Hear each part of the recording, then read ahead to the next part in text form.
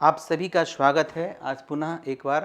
और आज हम लोग जो बात करेंगे कि इकोनॉमिक्स ऑनर्स के बाद सर इसमें क्या कैरियर है। बहुत सारे स्टूडेंट का क्वेश्चन है कि इकोनॉमिक्स ऑनर्स तो पढ़ रहे हैं, ये और सभी पेपर से कैसे अलग है, इसमें क्या अंतर है, क्या इसका महत्व अधिक है।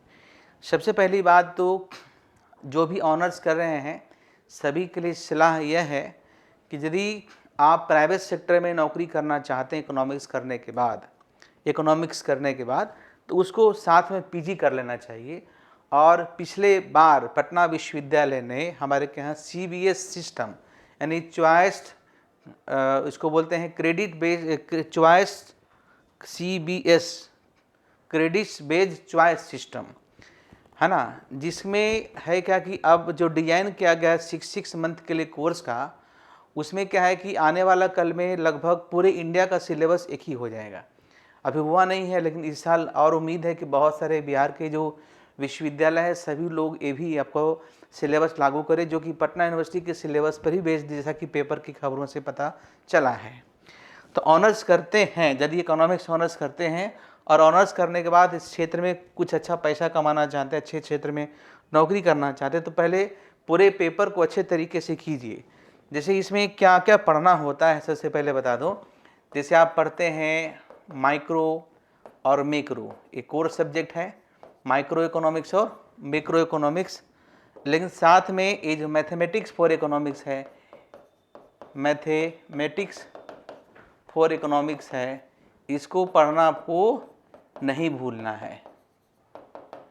यदि आपका 12th में इकोनॉमिक्स अच्छी है तो आपके लिए काफ़ी बेनिफिशियल होगा इस पेपर को रखना। बहुत से विद्यार्थी रखते भी हैं, साइंस वाले विद्यार्थी, और जो खासकर 2-3 टॉपिक जैसे कि कैलकुलस है पहला, और दूसरा है अलजेब्रा,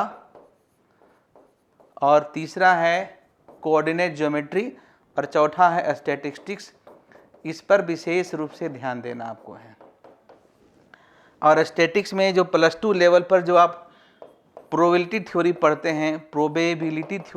हैं, इस पर भी ध्यान देना है। यदि आप अच्छा कुछ करना चाहते हैं तब, पास तो सब कर जाते हैं, अगर अच्छा कुछ करना है तो माइक्रो मैक्रो, कुछ विद्यार्थी वैसे हैं जो साइंस किए हैं +2 तक, उसके बाद ऑनर्स का चयन करते हैं, तो उस विद्यार्थी के लिए क्या है कि आप जो है माइक्रो और मैक्रो का जो +2 लेवल का बुक्स है एनसीईआरटी प्लस उसका एक रेफरेंस बुक आप मार्केट से ले लीजिए।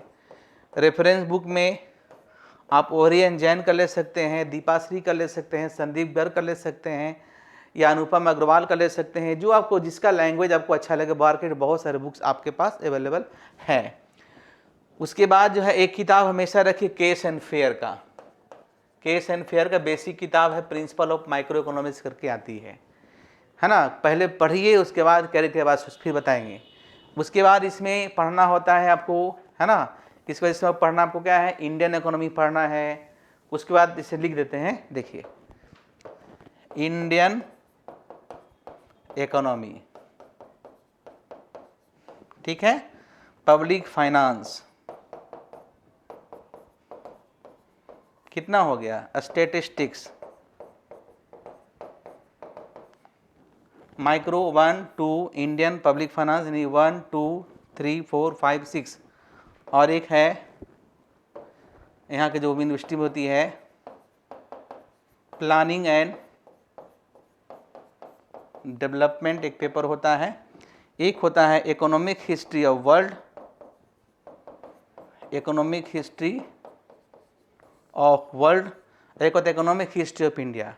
तो इकोनॉमिक हिस्ट्री पढ़ाने के पीछे भी लॉजिक है, उसका पर्पस है कि ताकि कल को आप रिसर्च करें तो हमारे हिस्टोरिकल बैकग्राउंड को जान सके, किस तरह से जापान, जर्मनी, आपका जो है अमेरिका, इंग्लैंड, फ्रांस किस तरीके से आगे को बढ़ा, रशिया कैसे कोई आगे बढ़ेगा। तो उसी तरीके से अगर आपको कल इकोनॉमिक्स हैं, अगर आपको पॉलिसी बनाने के लिए मिले तो आप किस तरीके से अपने देश को, अपनी कंपनी को आगे की ओर ले जाएं। डैट मीन्स आपके अंदर एनालिटिकल क्षमता होना चाहिए, तभी कुछ अच्छा प्रोजेक्ट कर सकते हैं। जब आपके अंदर प्रोजेक्ट करने की क्षमता हो, रिसर्च करने की क्षमता हो, तभी इस क्षेत्र में अच्छा कुछ कर सकते हैं। नौकरी तो पा लीजिए, यदि अच्छा कुछ करना है इकोनॉमिक्स में तो +2 करने के बाद आप जो है पीजी मतलब पोस्ट ग्रेजुएट जरूर करें। और अच्छे जगह से करें, है ना। और अच्छी बात यह है कि CUET के द्वारा आप अच्छे अच्छे विश्वविद्यालय में, यानी कि दिल्ली यूनिवर्सिटी में, आंध्रा यानी कि आपका जो है सेंट्रल यूनिवर्सिटी हैदराबाद है, यानी कि बहुत सारे सेंट्रल यूनिवर्सिटी, जैसे central university Hyderabad, Jamia Millia university, Aligarh university, BHU, इसके अलावा जो है आपका विश्व भारती विश्वविद्यालय, presidency university, Kolkata university, Jodhpur university, इन सभी जगहों पे इकोनॉमिक्स की पढ़ाई अच्छी होती है, जहाँ से आप PG करें, और जिसका जहाँ पे जाने का माध्यम है कॉमन यूनिवर्सिटी एंट्रेंस टेस्ट के द्वारा। तो इस बार जो हम लोग पढ़ा रहे हैं BA के बच्चे को भी, तो साथ में आपका 2 घंटे का CUET का बैच भी चलेगा, है ना। CUET का भी बैच चलेगा, ताकि आप जो है क्या करें कि BA करने के बाद किसी ऐसे विश्वविद्यालय में जाने के बाद PG भी साथ में कर लें। तो उसके पास 2 ऑप्शन है। एक ऑप्शन सबसे पहले कि अगर प्राइवेट सेक्टर में जाते हैं तो आप BA करने के बाद भी प्राइवेट बैंक में नौकरी मिल जाती है, MA करने वाले स्टॉक एक्सचेंज में नौकरी मिल जाती है, प्राइवेट बैंक में नौकरी मिल जाती है। लेकिन अच्छा कुछ करना है तो PG करके आपका जो है बहुत सारे जगह आपको रिसर्च एसोसिएट का भी काम मिल जाता है, जहाँ पे आपको लगभग 40,000 50,000 से लेके 1 लाख रुपए मंथली तक आपको मिलता है। तो इकोनॉमिक्स ऑनर्स करते हैं तो इसमें बहुत सारे प्राइवेट सेक्टर में और गवर्नमेंट सेक्टर में जॉब है। अगर आप आगे प्रोफेसर बनना चाहते हैं उसमें भी कैरियर खुला हुआ है, आगे टीचर बनना चाहते हैं, आगे रिसर्च में कुछ अच्छा करना चाहते हैं तो उसमें बहुत सारा कैरियर ऑप्शन आपके पास है। RBI में बहुत सारे पद होते हैं जो सिर्फ इकोनॉमिक्स वाले को अप्लाई करना होता है। बिहार सरकार में यानी कि जो BPSC है, ऑडिटर्स है, प्रोजेक्ट मैनेजर्स है, ऑडिट ऑफिसर्स है, इन सभी का वैकेंसी इकोनॉमिक्स के लिए प्रायोरिटी दिया जाता है, इकोनॉमिक्स, कॉमर्स, स्टैटिक्स के विद्यार्थी को। इसके अलावा जो है जैसे नीति आयोग है या फिर UPSC है, इसमें कुछ पद ऐसे होते हैं जो डायरेक्ट बहाल लेती है आपको, सिर्फ इंटरव्यू अगर आपको लेते कुछ दिन का अनुभव चाहिए।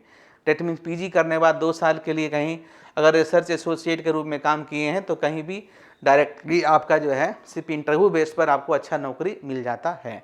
डेट मीन्स BA इकोनॉमिक्स या PG इकोनॉमिक्स करने के बाद आप प्राइवेट सेक्टर में और गवर्नमेंट सेक्टर में दोनों जगह अपार संभावनाएं हैं। लेकिन संभावनाएं कब है? जब आपको उस सब्जेक्ट पे कमांड होगा तब। आई थिंक ये इन्फॉर्मेशन आपके लिए मददगार साबित होगी। Thank you.